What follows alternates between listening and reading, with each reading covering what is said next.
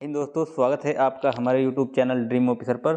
दोस्तों, जैसा कि आपको पता है, हमारे चैनल से आपके लिए डेली एक हिंदी का प्रैक्टिस सेट डाला जाता है जो आपकी हिंदी के पोर्शन को मजबूत कर सके। क्योंकि आपको पता है हिंदी का पोर्शन आपके लिए, ये समझ लीजिए, यूपी पुलिस कांस्टेबल एसआई किसी भी एग्जाम के लिए रीढ़ की हड्डी का काम करता है और वही हमें मजबूत करनी है।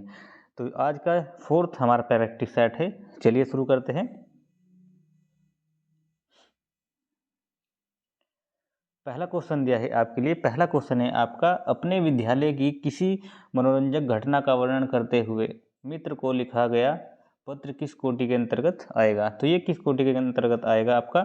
ये आपका शासकीय नहीं होगा, अशासकीय नहीं होगा, व्यावसायिक नहीं होगा, ये आपका होगा व्यक्तित्व। व्यक्तित्व के आपका अंतर्गत आ जाएगा। Next question, question number 2, Hindi साहित्य का आधुनिक काल सामान्यतः कब से माना जाता है? तो हिंदी साहित्य का आधुनिक काल सामान्यतः आपका माना जाता है 1850 ईस्वी से, क्योंकि इससे पहले आपके वीरगाथा काल, आदि काल और आपके भक्ति काल, सभी काल इससे पहले पहले रहे हैं।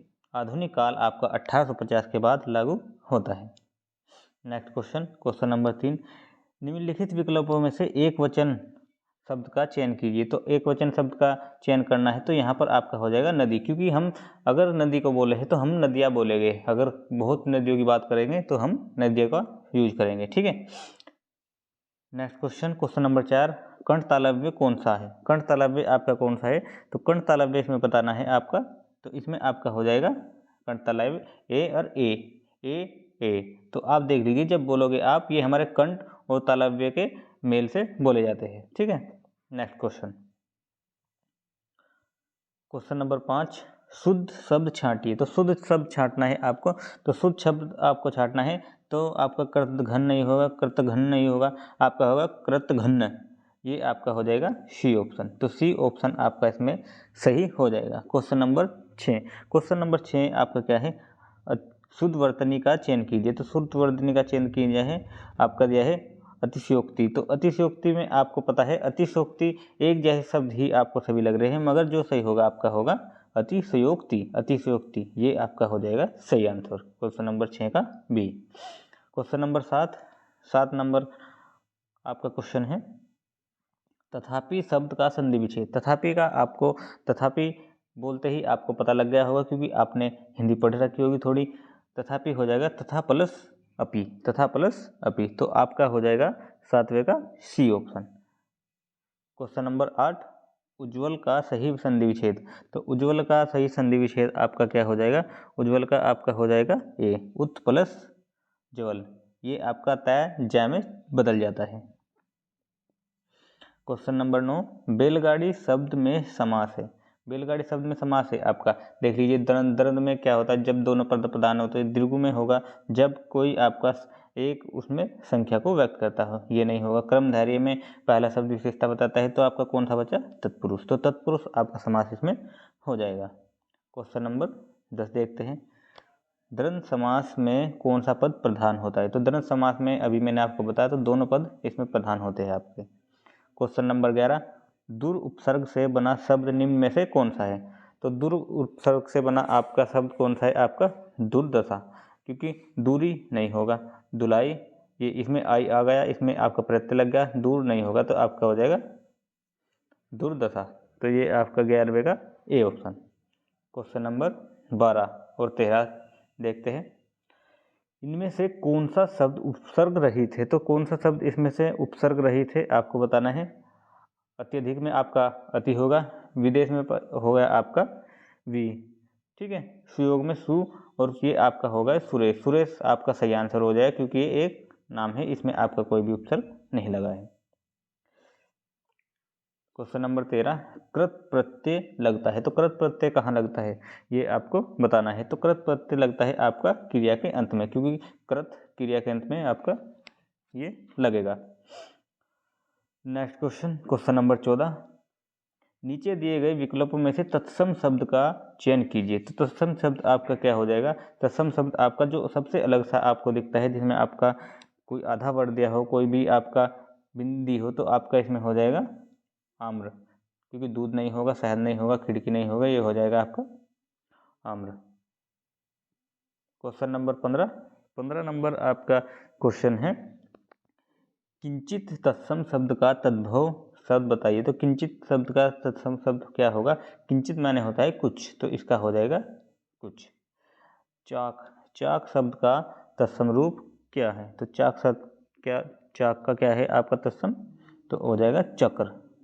ठीक है, तो आपका आपने देखा होगा कि जब कुम्हार होते हैं चाक घुमाते तो क्या कहते हैं? तो चाक कहते हैं, और उसको आपके तत्सम में आपका हो जाएगा वो चक्र। क्वेश्चन नंबर 17, क्वेश्चन नंबर 17 है आपका तद्भव शब्द है। तो तद्भव को क्या है आपका? तद्भव शब्द आपको बताना है। तो तद्भव आपका हो जाएगा मनी। ठीक है, क्योंकि मानव ये नहीं, तद्भव मनुष्य भी मानो नहीं, तो आपका हो जाएगा मनई। ये आपका बी ऑप्शन हो जाएगा। क्वेश्चन नंबर 18 नंबर आपका क्वेश्चन है जातिवाचक संज्ञा नहीं है। तो जातिवाचक संज्ञा नहीं है शेषु, ये जातिवाचक, लोहा भी ये आपकी, ठीक है, लकड़ी, तो आपकी हो जाएगी पुस्तक आपका इसमें आंसर हो जाएगा 18वें क्वेश्चन का। क्वेश्चन नंबर 19वां आपका क्वेश्चन है बड़े बड़ाई ना करे बड़ो न बोले बोल, रहीमन हीरा कब कहे लाख टके मेरो मोल। ठीक है, तो इस बड़े बड़ाई ना करे बड़े न बोले बोल, रहीमन हीरा कब कहे लाख टके मेरो मोल। तो इसमें आपको क्या बताना है? इसमें बताना है रहीमन द्वारा लिखित इस पंक्तियों में बड़े शब्द का प्रयोग हुआ है। तो बड़े शब्द का किस में हुआ है? ये संज्ञा के रूप में प्रयोग हुआ, क्योंकि यहाँ पर ये आपका आगे ही दिया गया है, तो ये आपका संज्ञा के रूप में प्रयोग किया गया है। वैसे आपका ये विशेषता बताता है। क्वेश्चन नंबर 20, वह बहुत अच्छा लड़का है में वह कौन सा सर्वनाम है? तो ये आपका क्या हो जाएगा? वह हमें पता है वह कौन है, तो ये आपका निश्चित हो जाएगा। अगर आपका कोई दे देता, कोई हमें पता नहीं कि कोई भी हो सकता है, तो अनिश्चित हो जाता है। निज में आपका नाम, संबंध में कोई संबंधवाचक दे देता, तो इसमें आपका हो जाएगा 20वें का ए। क्वेश्चन नंबर 21, कबीर कल बहुत सुंदर लिख रहा था। तो कबीर कल बहुत सुंदर लिख रहा था, इसमें सुंदर क्या है? तो ये आपका क्या हो जाएगा? सुंदर इसमें हो जाएगा विशेषण, क्योंकि ये आपकी विशेषता बता रहा है किसकी? लिखने की। और आपका जो बहुत होगा, बहुत आपका हो जाएगा प्रविशेषण, जो विशेषण की भी विशेषता बताता है। क्वेश्चन नंबर 22, बालक इस पुस्तकालय में पढ़ रहा है, इस वाक्य में क्रिया है बालक इस पुस्तकालय में पढ़ रहा है। तो 22 में आपकी क्या हो जाएगी? सहकर्मक, क्योंकि कुछ कर रहा है, वो पढ़ रहा है, बालक कुछ भी पढ़ रहा हो मगर पढ़ रहा है, तो कार्य किया जा रहा है, तो इसलिए हो जाएगी आपकी सहकर्मक क्रिया। क्वेश्चन नंबर 23, निम्नलिखित में से अव्यय है। तो निम्नलिखित में से अव्यय क्या है? ये आपका अव्यय हो जाएगा 23वें का, क्योंकि ये ऐसे शब्द आपके अव्यय में ही गिने जाते हैं। क्वेश्चन नंबर 24, अथवा व्याकरण की दृष्टि से आपका हो जाता है अव्यय। ये आपको ऐसे ही जैसे आपका ऊपर अभी क्वेश्चन आता उसमें भी वो अव्यय में आते हैं। क्वेश्चन नंबर 25, अमृत का पर्यायवाची निम्नलिखित में से कौन सा है? तो अमृत का पर्यायवाची आपको पता है पीयूष आपका इसमें अमृत का पर्यायवाची हो जाएगा। कौन सा शब्द चतुर का पर्यायवाची है? तो कौन सा शब्द है चतुर का पर्यायवाची? बहुत तेज है, कि बहुत चालाक है, तो आपका हो जाएगा इसमें 26वें का हो जाएगा डी ऑप्शन। ठीक है, तो नागर चतुर का पर्यायवाची होता है। क्वेश्चन नंबर 27, अल्पज्ञ का विलोम है। अल्पज्ञ का विलोम शब्द बताइए। अल्पज्ञ का विलोम है आपका बहुअज्ञ, क्योंकि अल्पज्ञ का होगा बहुत कम मात्रा में किसी भी चीज़ के बारे में जानना, और बहुअज्ञ का होगा बहुत अधिक जानकारी किसी भी बारे में रखना। परवर का विलोम शब्द है। तो परवर का विलोम शब्द है, बताइए जल्दी बताइए, बहुत अच्छे से आप आंसर दे रहे हैं। तो अब हो जाएगा इसका अवर, परवर का अवर।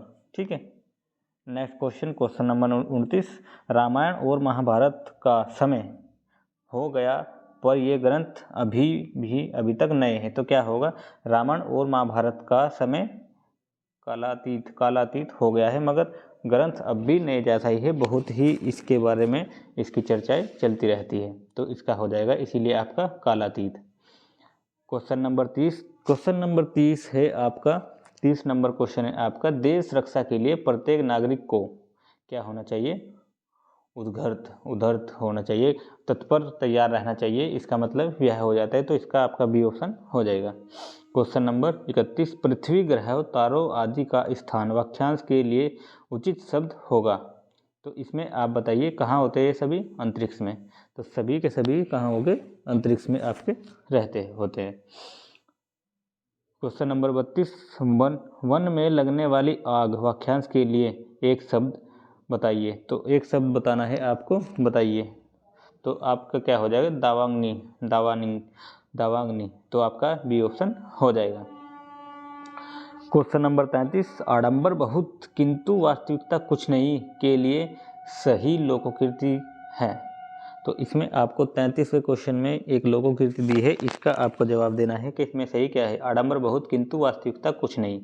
तो इसमें आपका हो जाएगा आँख का अंधा नयन सुख, ये नहीं होगा आपका। ऊंची दुकान फीके पकवान, तो आपका हो जाएगा बी ऑप्शन, क्योंकि आडंबर बहुत किंतु वास्तविक के देखने में ऊपर से ऐसा इतनी बड़ी बड़ी बातें लिख रही है, जैसे आपने देखा होगा तो टोना टोटके वाले लिखे रखते हैं कि हमारे यहाँ इस चीज़ का भी इलाज होता है, मगर जब वास्तविकता देखते हैं तो उस तरह का कुछ भी नहीं उनके पास होता है। तो आपका 33 क्वेश्चन हो गए।